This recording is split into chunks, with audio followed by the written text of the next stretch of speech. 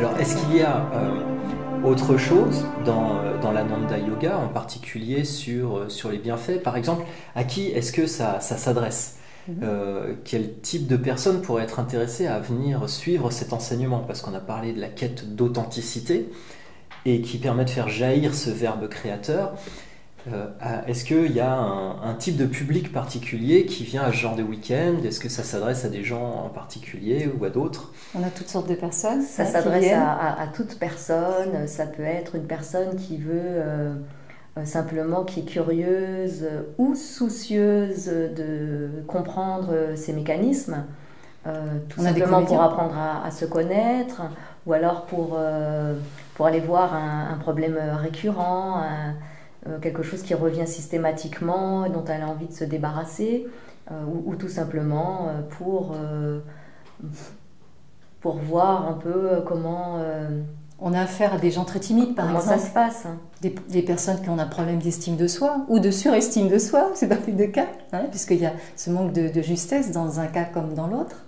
On a des comédiens qui viennent parce qu'ils travaillent beaucoup avec les mots, ou des écrivaines, des écrivains.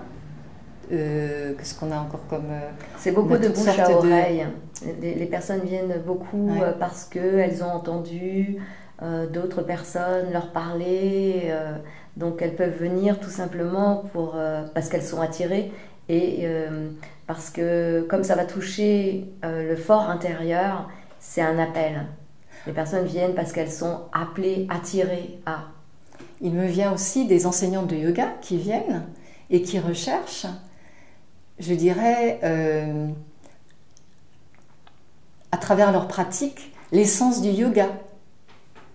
Parce que cette félicité, c'est bien le but de toute pratique de yoga, cet état d'extase, on pourrait dire, dans le jargon spirituel, parce qu'il y a cette joie intérieure qui jaillit, c'est un épanouissement de l'être total.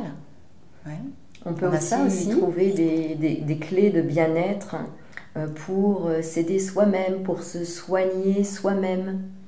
Alors d'ailleurs, les pratiques qui sont enseignées, est-ce qu'elles sont applicables pour des choses particulières? Est-ce que pour soi, dans des situations quotidiennes, il y a des choses dans l'Ananda Yoga qui permettent de soutenir? Et est-ce qu'on peut aussi l'appliquer à d'autres? Oui. C'est vraiment le yoga du quotidien, on pourrait dire, puisqu'on utilise les mots et qu'on utilise la parole au quotidien. Donc on peut les utiliser tout le temps? À toutes sortes de situations, surtout les situations difficiles, quand on a une épreuve, par exemple. Il y a des techniques qui permettent justement comme le dit Nathalie, il y a des moments d'épreuve, il y a des techniques qui arrivent, des paroles qui font que comme on les a reçues dans un contexte particulier, où on a vraiment reçu l'essence, c'est pour ça qu'on appelle justement initiation, c'est-à-dire qu'on reçoit et ça travaille, donc avant l'initiation et après l'initiation. Et on entretient, et de plus en plus on devient et on transforme les choses et on arrive justement à les utiliser en cas de besoin. Et ça transforme au quotidien. D'ailleurs, dans ce programme, parce qu'on peut dire que c'est un programme sur ces 3 week-ends qui sont à peu près en général espacés d'un mois et demi, ça dépend des groupes, il y a tout un processus. Un processus de transformation qui se fait et les personnes ont des exercices, on pourrait dire très simplement, à appliquer au quotidien et voir que ça marche. Ça marche, vraiment. Alors, ce que j'ai pu expérimenter, c'est que avec le temps, la pratique, au fur et à mesure qu'on rentre dedans, on finit par habiter et que la pratique vient à nous. Vient à nous, pardon. C'est dans le quotidien, hop, il y a telle pratique, par exemple une prière, ou parce que les mots, on emploie les mots tous les jours, mais j'ai l'impression, enfin, en tout cas, ce que j'ai ressenti, c'est que l'Ananda Yoga m'a amené à habiter le verbe de façon différente, d'être plus en conscience, et du coup, ce verbe devient créateur. De plus en plus. Oui, tout à fait, c'est ça. Et que c'est quelque chose qui finit par s'infuser et être une part de nous-mêmes parce qu'on se rapproche de plus en plus de cette justesse, de cette part vérité de nous, ouais. je ne sais pas comment dire, éternelle, qui est là, qui nous attend quand on enlève tous ces masques dont on prend conscience au fur et à mesure de ces week-ends. Et on habite au quotidien les choses et ça se transforme. Le quotidien se transforme parce que nous, on se transforme. Oui, c'est ça. Et c'est pour ça que je vois cet Ananda Yoga un peu comme une quête d'authenticité qui nous amène à habiter notre verbe, d'où ce verbe créateur.